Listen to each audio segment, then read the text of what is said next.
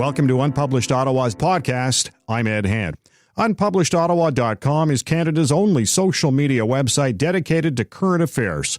Launched in the spring of 2013 by founder James O'Grady, Unpublished Ottawa was created to provide a viral communications platform to help Canadians, community groups, and organizations get their message out to a larger audience online and through social media. Originally conceived to help answer the question, what happens to the 95% of letters to the editor that never get published? Our hope is to engage Canadians on current affairs and issues that impact their daily lives, providing an unfiltered perspective, free of bias and political partisanship.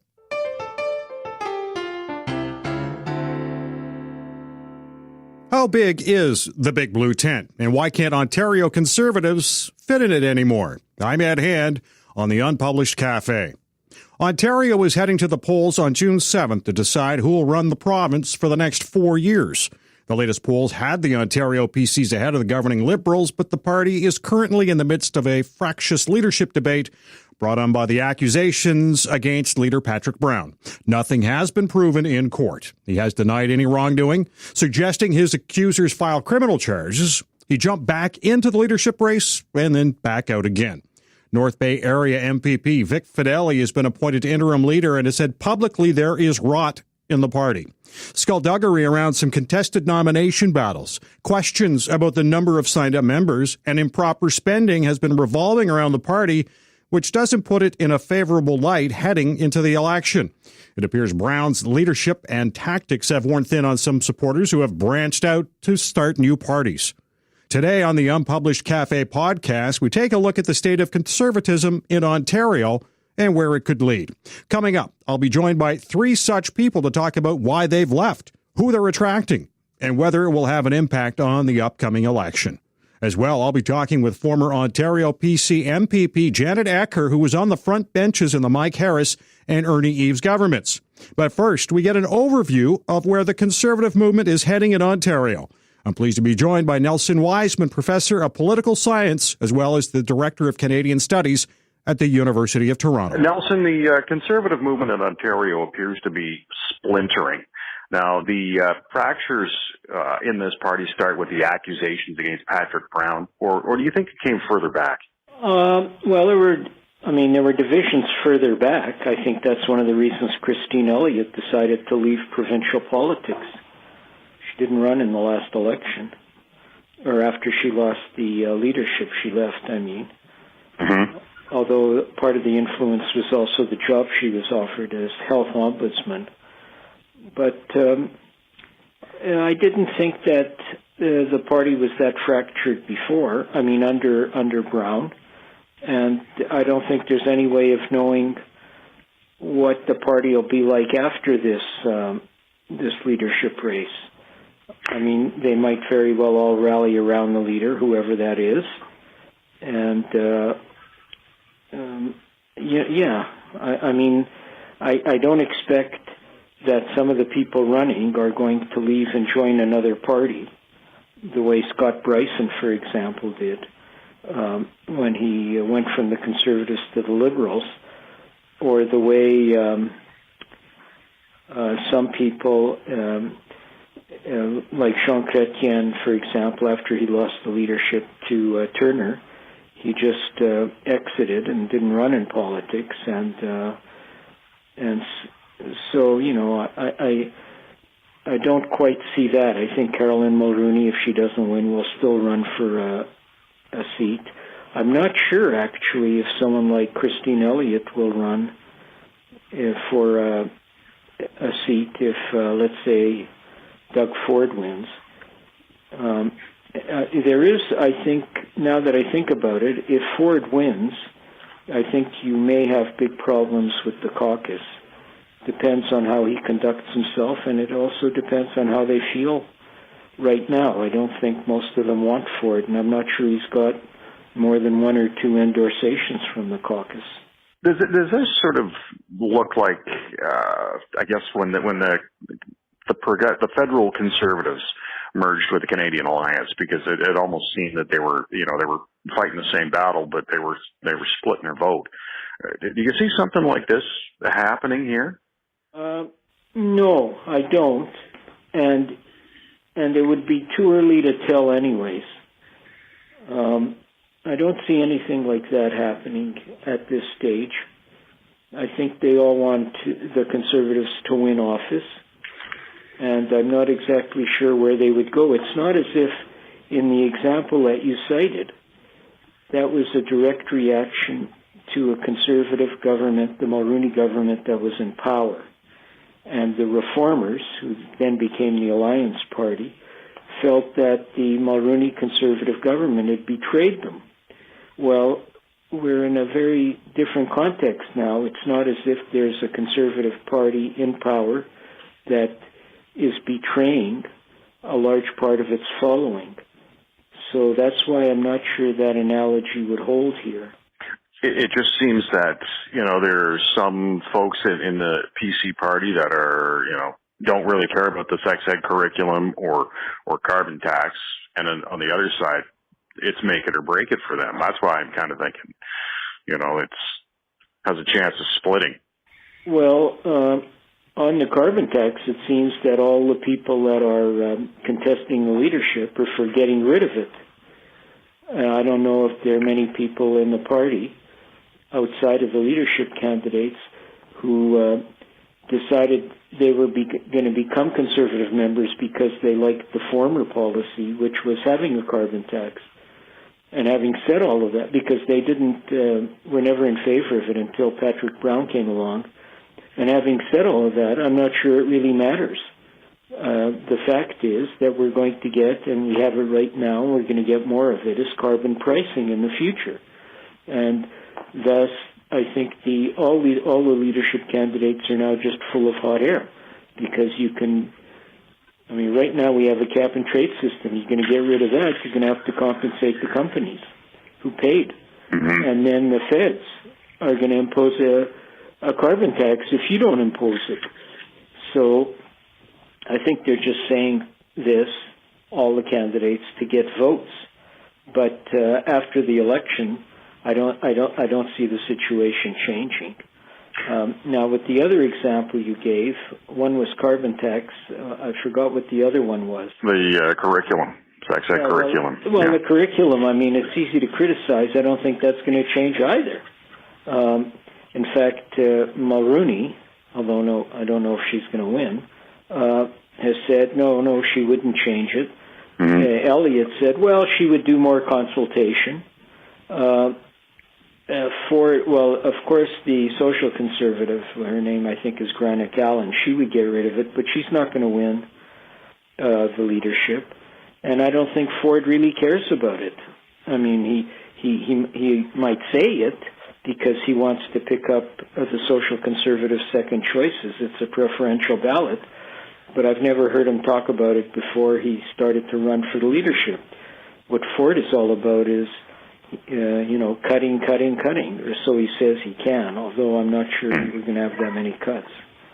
Nelson Wiseman is joining us, professor of political science at the University of Toronto, as we talk about conservatism in Ontario and where it is right now. And, when you look at, a number of the issues here that the progressive conservatives have been dealing with, do you see this as an executive problem or a problem with the caucus? When you take into account some of the nomination complaints? Oh no, absolutely. I think Vic Fedeli was very accurate. In fact, I think a lot of the real story hasn't come out yet. I think the party's been rotten. Mind you, I think there's rot in all of the parties, but I think it's especially been rotten from what we can make out in the Conservative Party. Everything from these phony members and these stacked nomination meetings. We've had 14 nomination meetings that have been contested, and people are saying there were dirty tricks, there was ballot stuffing, there was cases where there were more ballots than there were names registered, and even now in this leadership race, they didn't audit the membership list, and we know all kinds of memberships were bought with prepaid credit cards, which indicates that it isn't even the name of the person who they're putting in. So there's a lot of rot in the party, And it's just the way parties have evolved, because they're now trying to pretend that they're more transparent and open by giving everyone a vote. So there's just a different form of manipulation to become the leader than there was in the past. I thought actually the old system, the oldest system we had, was the best system, which is let the caucus choose the leader. People elected the caucus. The caucus, in turn, has the best sense of who would be best in the legislature. Right now, you have this major disconnect between someone who can become the leader of the party but isn't liked in the caucus. I mean, Patrick Brown didn't have the majority support from the caucus last time. I think it was Christine Elliott. Yeah. He won, so he decided that, he's going to refashion the party in his image. And because he controls the executive levers of the party, he did that.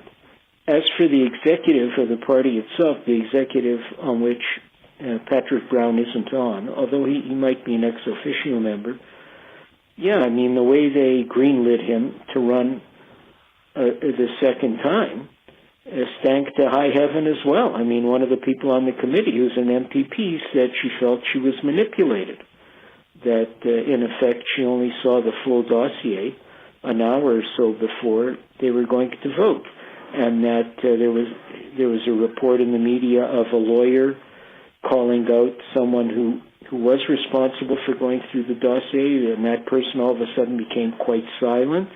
No, it just didn't look good. And then you have the situation where the caucus had recommended against having a leadership convention, or a leadership vote, it's not a convention, just going into the election with the interim leader, Vic Fideli. And then the next day you have the executive led by Rick Dykstra, who had resigned but stayed on the executive, overruling the caucus and going for a leadership vote. It just, there's just a lot of hanky-panky that went on under Brown, and that continued after Brown. But they haven't had much time to clean it up.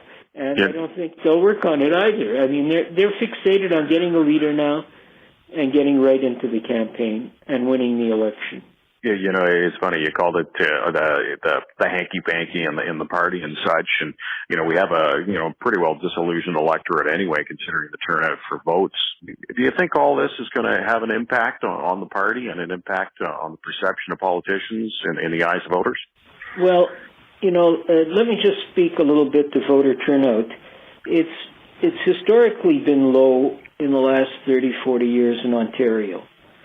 I think it went up a little last time. The election before that, I think it was just under 50%.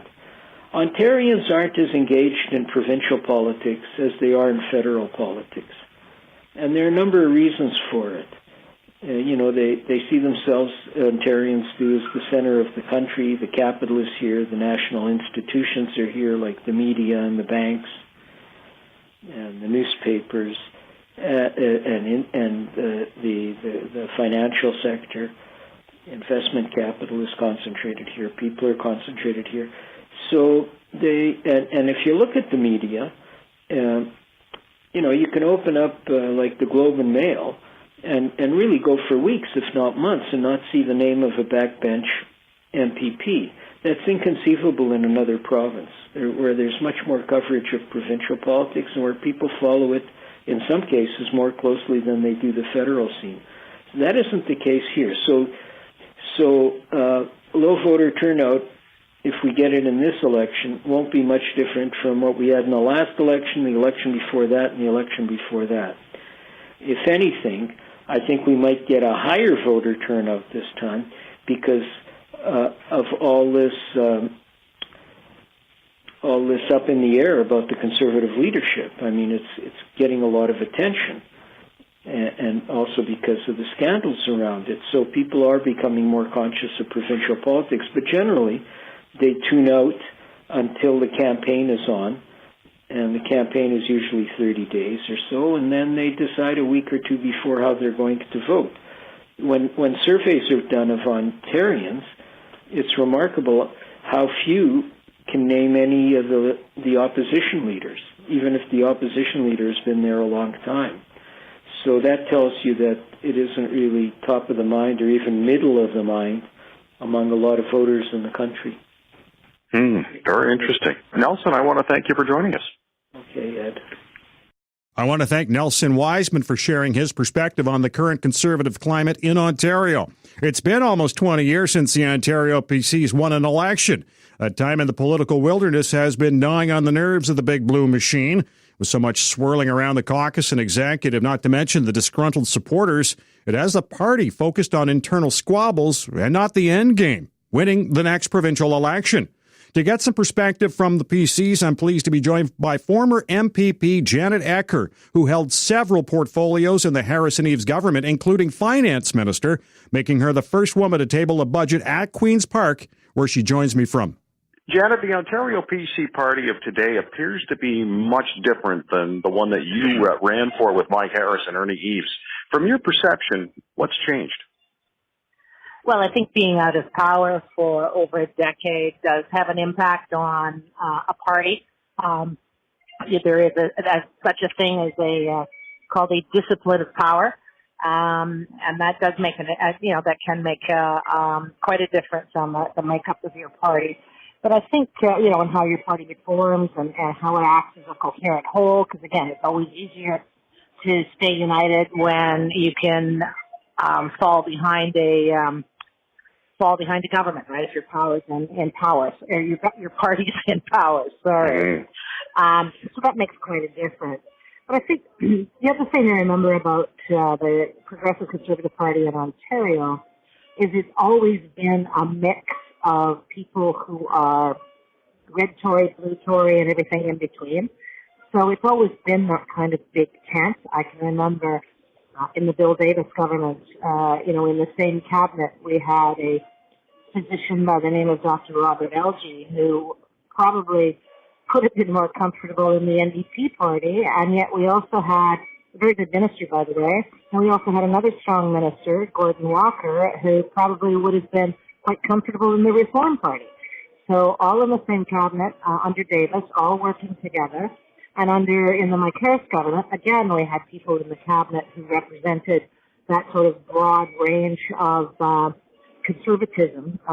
So I think the party, to varying degrees of success, has been able to bridge sort of the left and the right of conservatism. And when we get it right, the party frequently can win. And when we don't, we lose. So. Yeah. What was the PC party as divided in 1995 as it is today, or even when you talked about the Bill Davis time with some of those cabinet members who probably would have sat in other parties? We didn't have the internal. I think you could say the recent 2 months, 3 months has been pretty unique. There have been times where there's been internal frictions, internal tensions.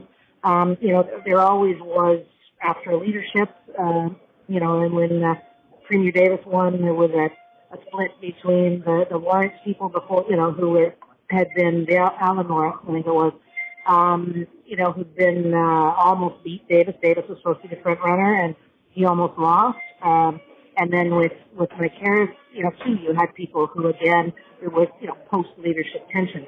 That's normal, and one of the things that's really important is how a leader fixes that. And, you hear, for example, in the PC leadership race now, one of the issues that the people, the voters, the party voters are asking about is who can unite the party after this? Who can pull us all together?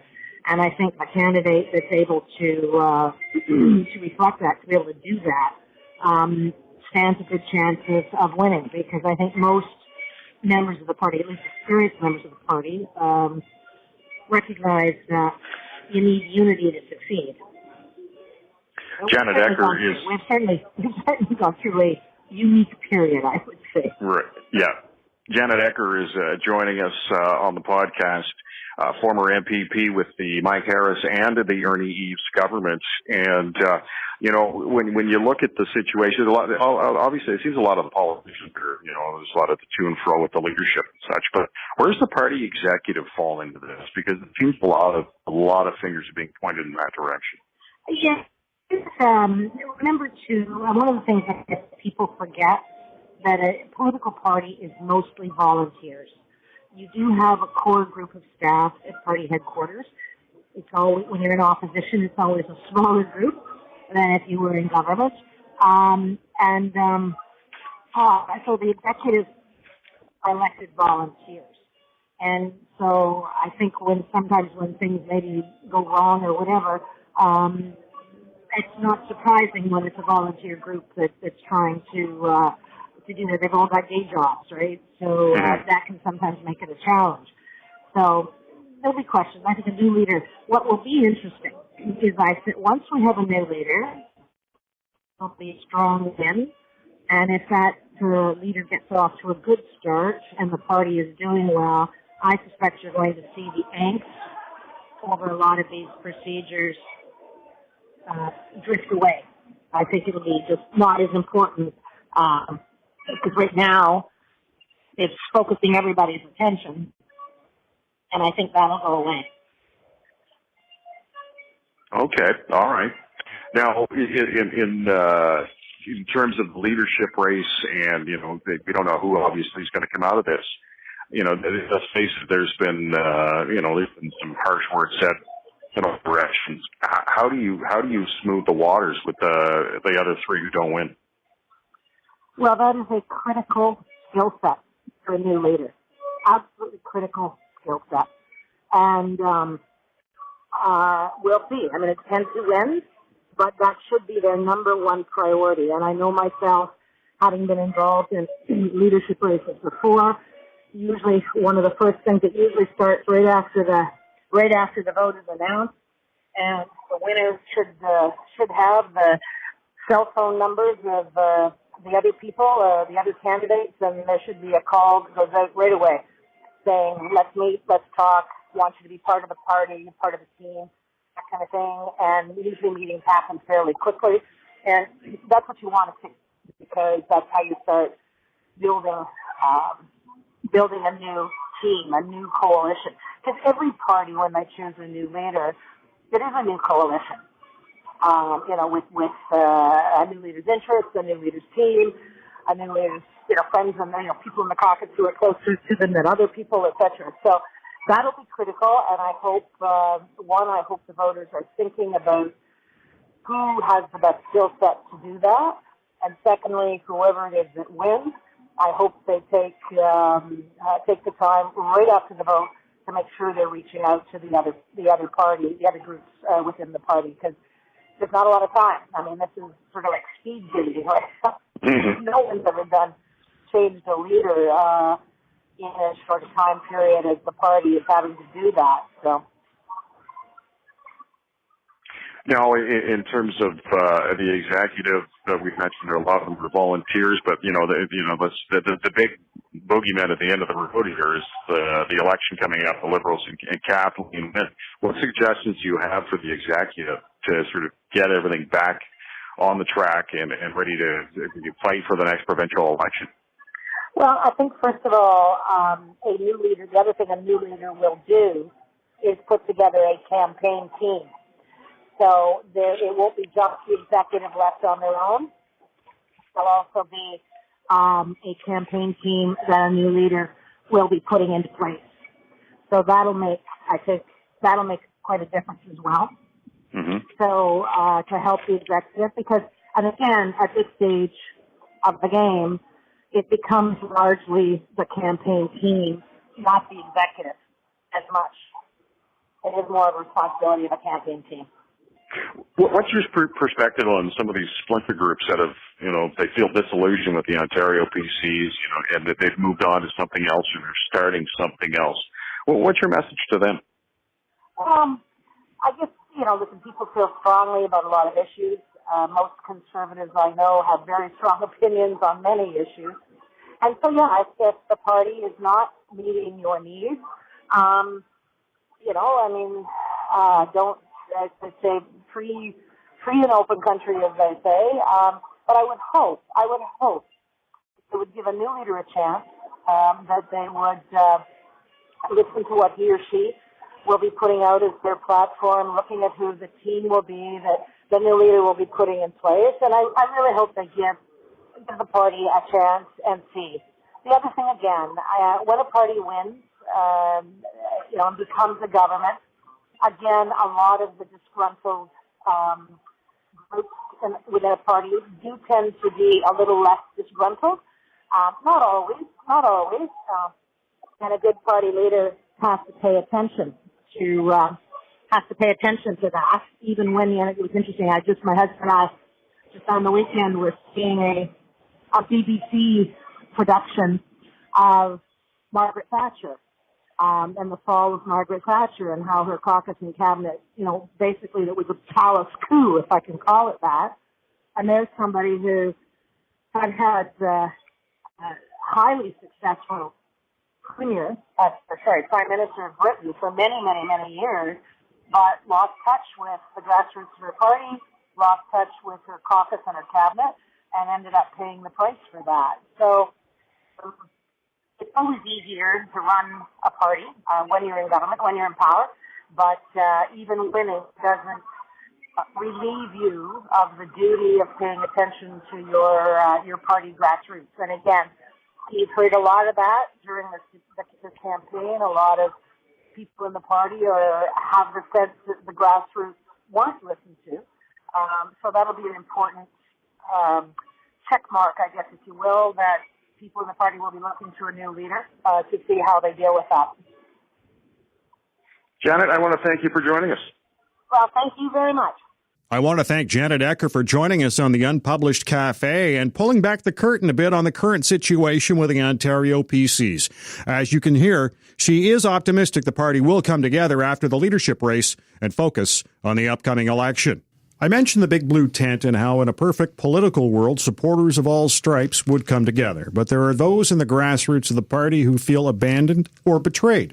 The animosity toward the leader and the executive has fueled a burgeoning movement that has seen several new parties emerge for the upcoming vote.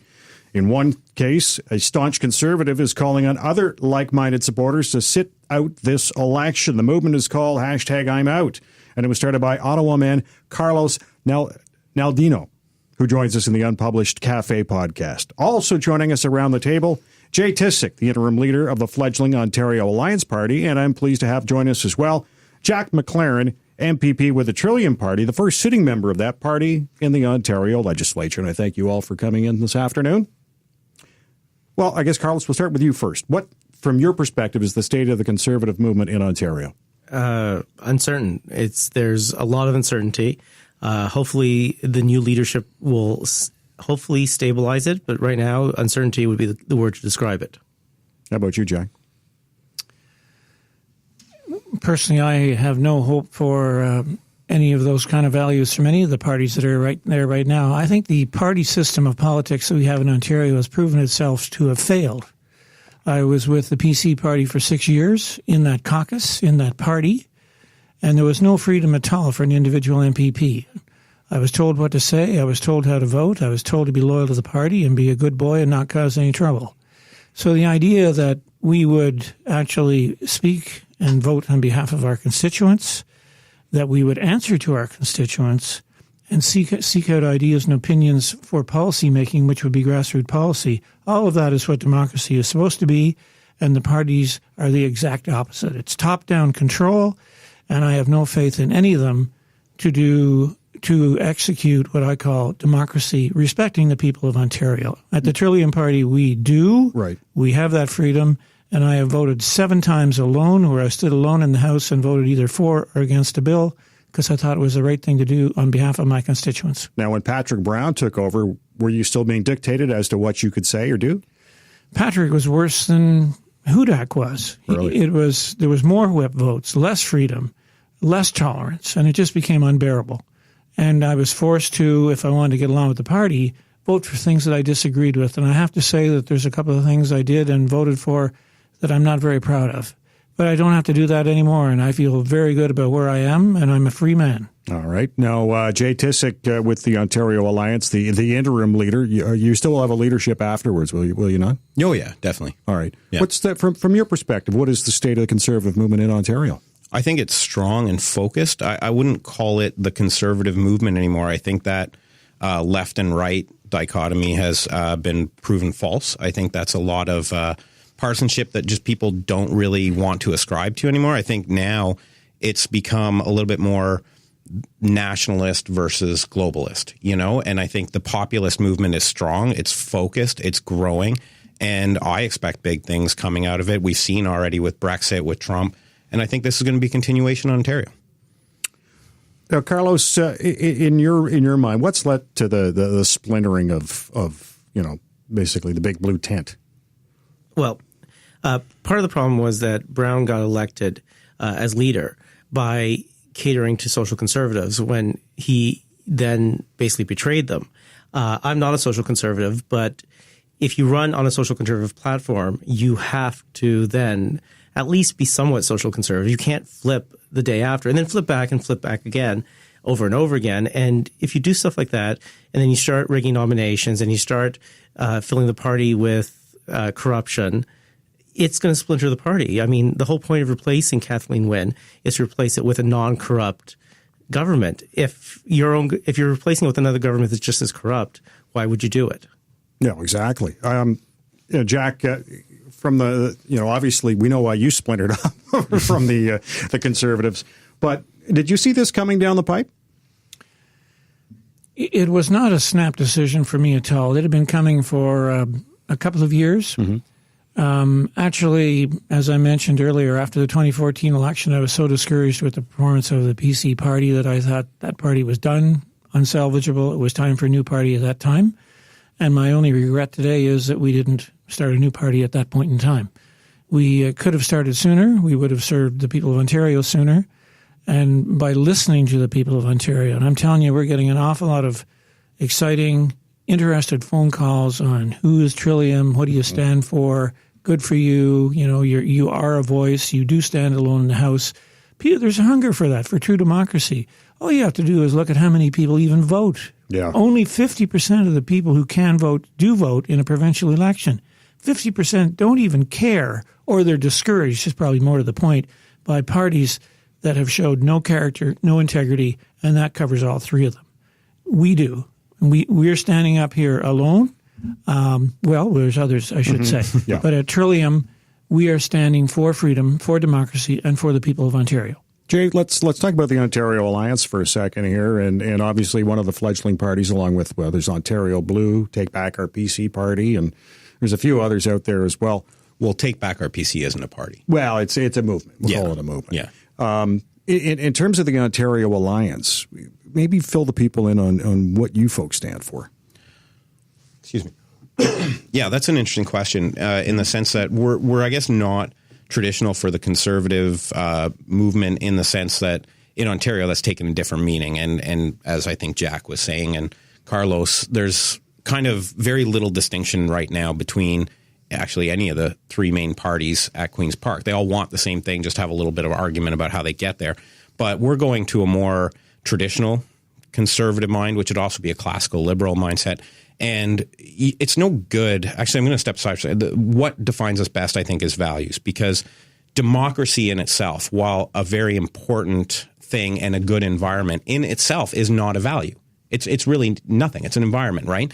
And democracy will reflect and amplify whatever you inject into it. So we've seen, and you could hand democracy to children. They're going to give you back anarchy and eventually communism. That's just a reality. And we've seen what the three main parties have done with democracy.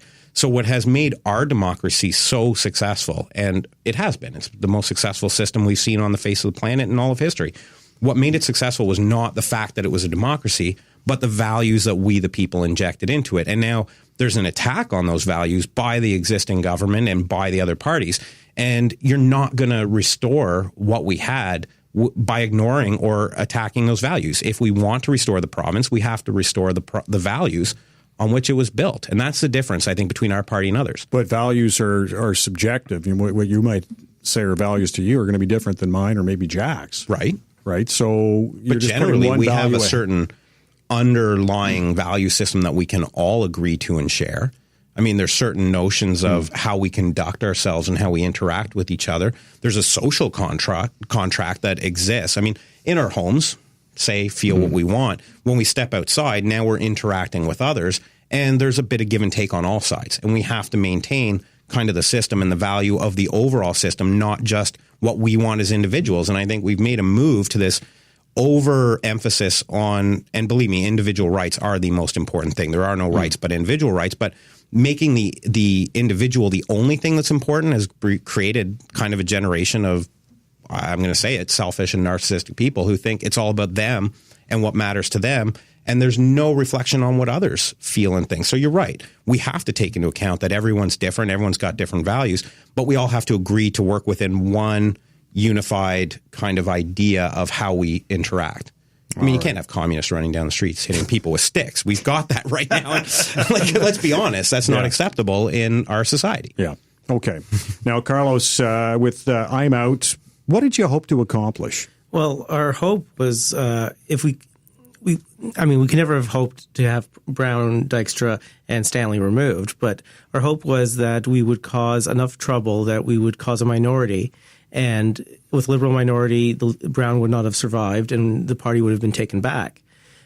CTV kind of stole our thunder, so we don't have to do any of that. So we had a lot of work done that we now it's all going to be thrown out, and because the majority of the corruption is gone, but there's still a lot of corruption. The entire executive has to be replaced.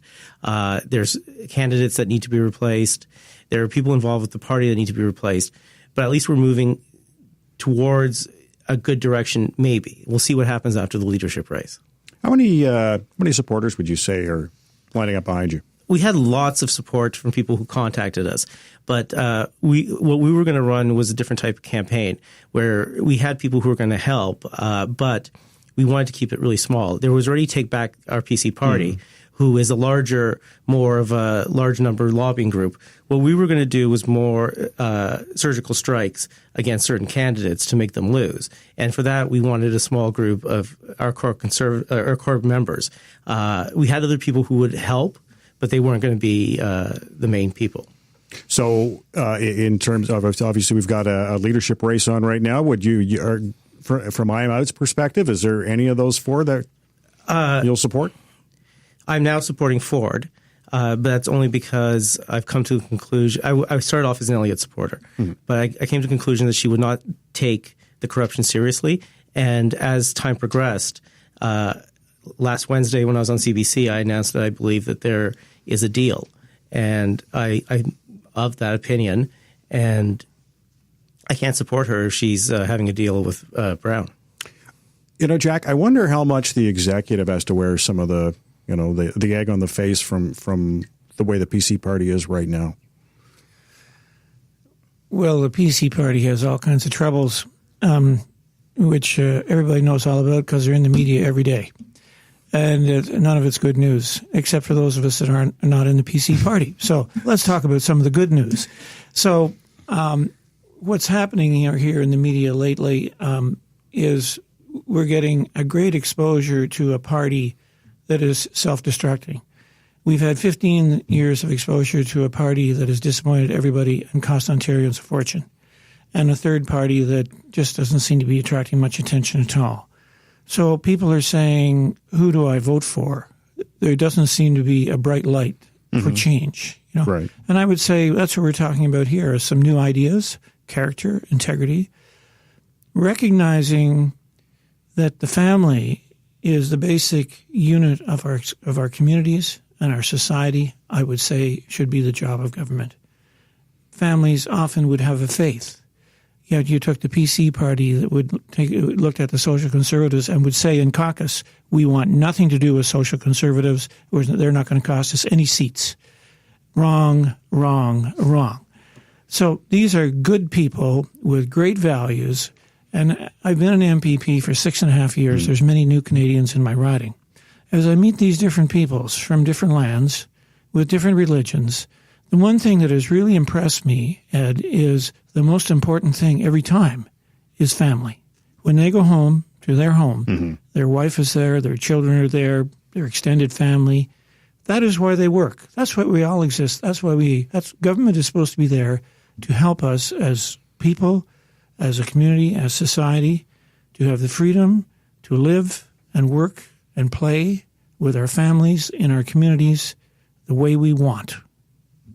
All right. Now, Jay, in terms of the Ontario Alliance, let's talk about some of your policy here. We can talk about a lot of policy. I'll address something that Jack said when he said the government we'll jump in first, and then we'll there talk to help. about that. That to me is, I think Reagan said, the most frightening words in the English language. I'm from the government, and I'm here to help. We have no interest in running a government that feels its job is to help citizens. Our job is to create an environment where they can help themselves, is just to lay the groundwork, the infrastructure where they can go pursue whatever endeavor they're interested in pursuing and be as successful as they can be at it. We don't want to place any roadblocks. We don't want to place any hindrance. But I think trying to help everyone, you're going to create a hindrance because the amount of money you're going to need to collect in taxes, which we've seen with the Liberal government, you hinder those who are actually trying to succeed by making it impossible for them to actually reap any benefit from their efforts. It's getting sucked up by taxes trying to help everyone.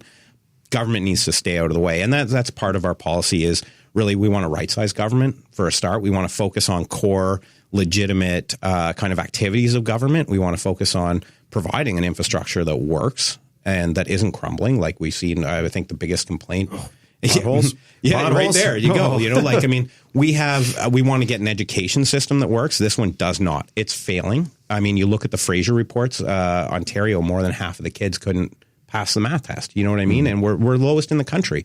Why is this? I mean, it's a government that's trying to overreach and do too much and take too much responsibility away from citizens. We've got the Ministry of Education, which has decided that no matter what comes in one end, everything has to come out the same on the other across the entire province. The problem is people aren't the same. You can't take a kid who's here and a kid who's here, put them in the same system and expect them to come out. You can't raise this kid up.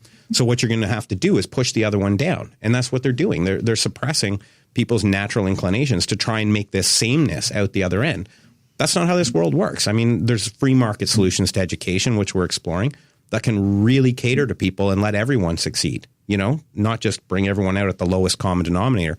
Carbon tax. I mean, if we want to create an environment where people can succeed, carbon tax doesn't do it. We have to get rid of that. Gone. There will be no support for that. We will oppose Justin Trudeau. Absolutely. If he tries to impose one, and we actually have a very good legal leg to stand on in doing so. The carbon tax, we'll put aside the debate about global warming and all those issues. The real question is, would a carbon tax even solve it? And it doesn't. I mean, it does nothing effectively.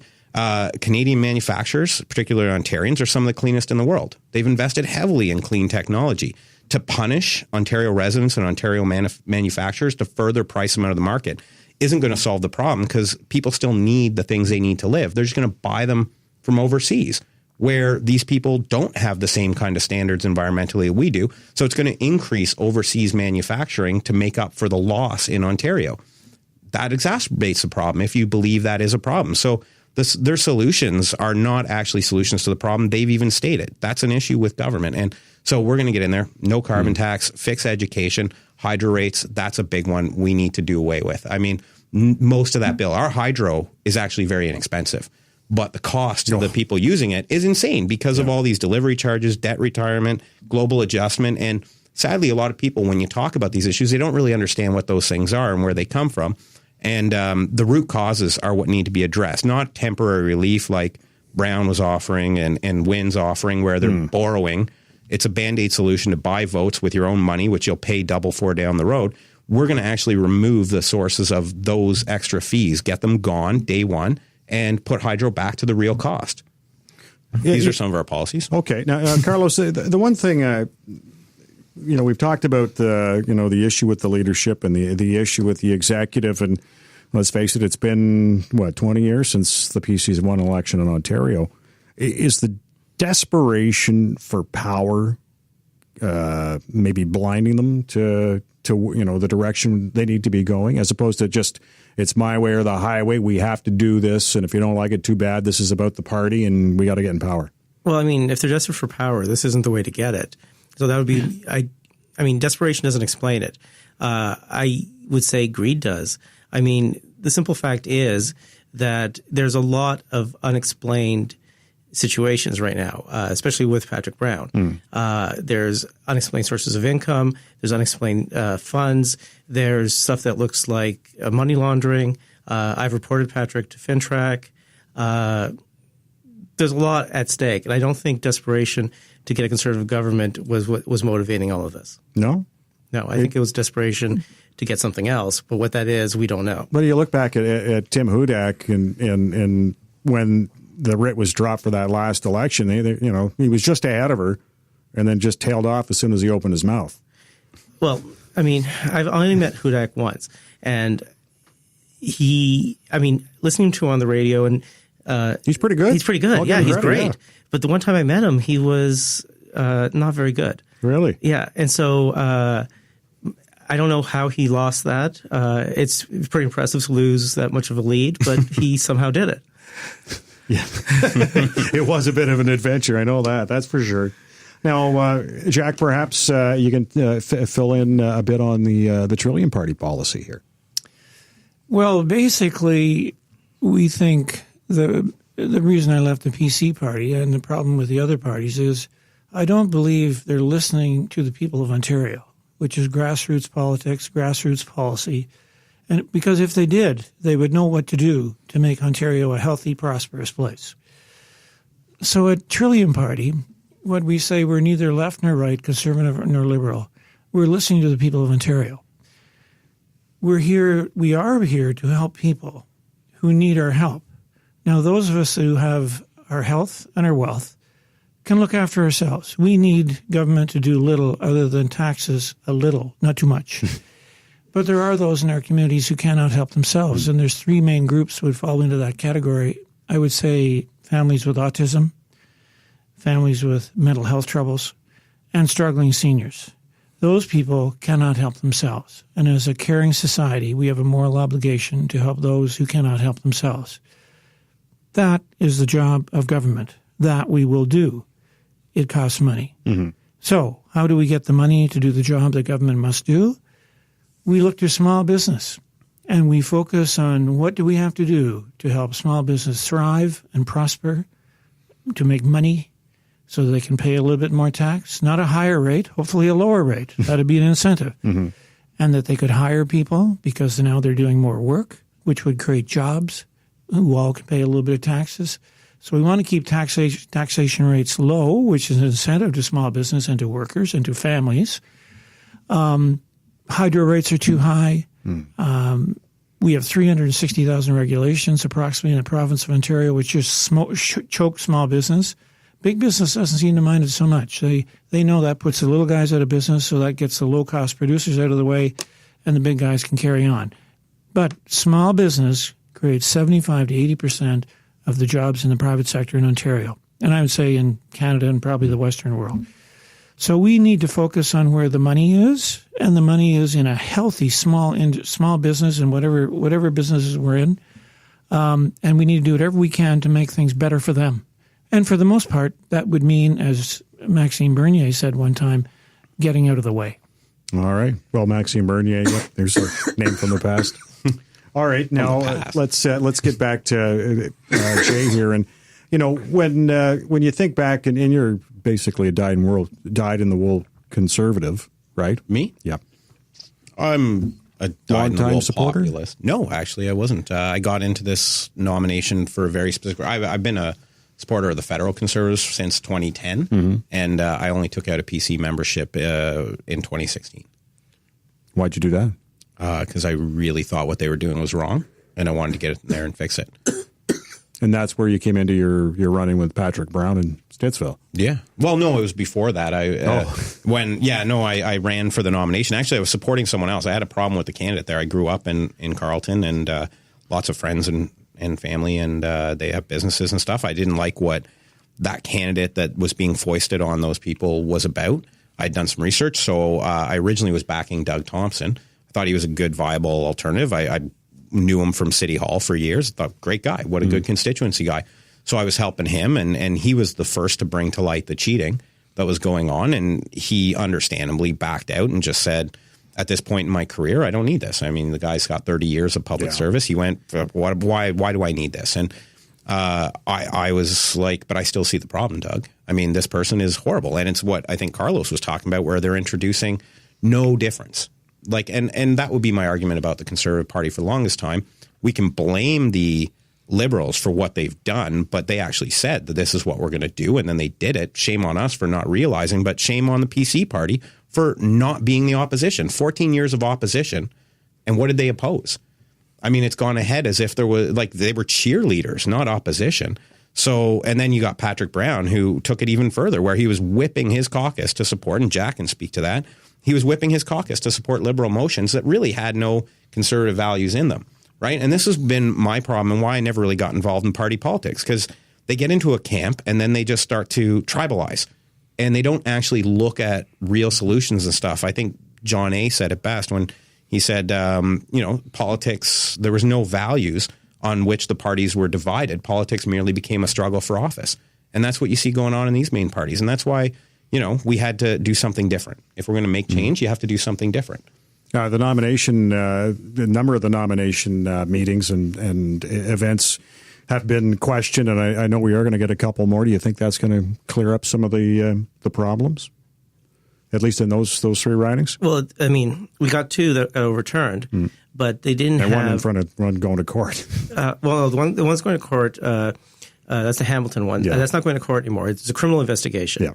But both civil litigations have stopped, and we've now found out that the reason they stopped is because the PC party refunded not only the costs but also the money that one of the candidates paid one of Patrick Brown's friends to rig the nomination, which is ridiculous. We're refunding money that people paid for rigging nominations. This was a story that broke in the Globe and Mail, and it's absurd.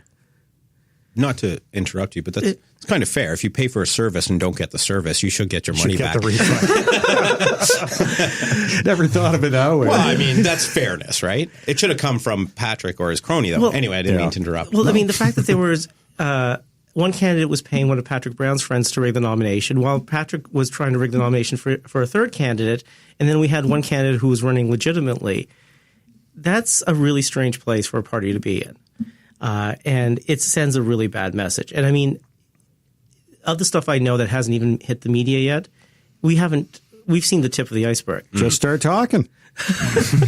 What else haven't we heard? I'm not going to get into it, but if you wanted to look, you might ask why Ottawa South's entire board was required to sign non-disclosures and why an unusual amount of money traveled through Ottawa South. Really? Yep. Wow, that's interesting. All right, Ottawa South. I will have to keep an eye on that. Oh, my goodness. Lots of people making notes right now just on what you said. Yeah, no kidding. No kidding. No, okay. We started to talk about the conservative movement in Ontario, or conservatism in Ontario, however you want to look at it. And, let's just take a look at the four leadership candidates right now. And, Carlos, you already mentioned who you think or you support. Yeah, I was Elliott to start with. I came forward. I was fine with either one. But, I mean, Elliott, you can't support her now. Really? Just because you think there's something? Let's look at it this way. We had all of the endorsements that were originally Mulroney endorsements, became Brown endorsements, became all Elliott endorsements. Then we have Brown's sketchy ground crew who bring no value, but they're now all working for Elliott. We even have Tamara McGregor's fake Twitter account supporting Elliott now. Like, if there isn't a deal, then Elliott should really change her staff, because they've allowed the perception that a deal exists to flourish by allowing these people to all go work for Elliott. Oh, okay. Now, Jack, I know you don't have to answer to anybody, but from what you've seen right now, or maybe, obviously in the corridors, who do you think's got the best chance to win the leadership? I don't think it matters. They're not going to win. So, The PC party has spoiled themselves so badly. The integrity of the party is stained, damaged beyond repair. I don't think there's any leader that can salvage that party and go to victory. I will tell you, and a lot of that is because of lack of values, lack of integrity, and lack of character. So I think that's what people are looking for. I'm going to tell you a little story that we chatted about a little earlier before your show started. So about a week and a half ago, I was debating a private member's bill the idea was to lower the price of electricity in Ontario. So during that speech I was making, mainly I wasn't speaking to the technicalities on lowering the price of electricity, which it's not that hard to do. You just undo everything the Liberals did and it'd be cheaper. But I talked about MPPs at Queen's Park not doing their job, not holding the government's feet to the fire, and Liberal MPPs not doing their job and letting costs go wild. And Ontarians are suffering. So there was a law was passed in 2004 by this government. It was an amendment to the Electricity Act that called for the Ontario Power Authority to create a plan every year on how much money they were going to spend on the production of electricity and the distribution of electricity, and submit that plan to the government for review and approval if it was a feasible, sensible plan. Every year. The Auditor General in 2017 says, you have not made a plan in any year for the last 10 years. So for 10 years in a row, you have broken the law, your own law that you made. So during my speech, I said, the government has broken the law 3 times. And the third time, the speaker said to me, withdraw. And I said, it's true. And she says, withdraw. And I said, I cannot withdraw the truth. And she says, you're named, which means you have to leave the house because you're being marched out. So we put this up on Facebook, and here's the story. And this kind of speaks to integrity and in the house, getting kicked out of the house for telling the truth. Imagine. So on Facebook, we put that little clip up.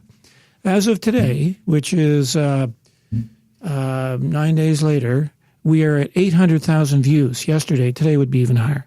800,000 views on Facebook. Can you imagine? That's pretty startling. Over a little thing like getting kicked out of the house during a private member's bill. Most people don't think that's really exciting stuff. For telling the truth? For telling the truth, yeah. So I think that says volumes about why wouldn't people be so interested in a little thing. It's because the truth is not being tolerated at Queen's Park in the legislature. Now, Jay, what about you? Any predictions on the leadership for the PCs? Not who you want, just from what you've seen. It doesn't matter who you'd want, I guess. Yeah, no, what does that matter? But I'm kind of curious. I'm in a different party. Actually, I was asked to support some of the leadership candidates. And I went, really?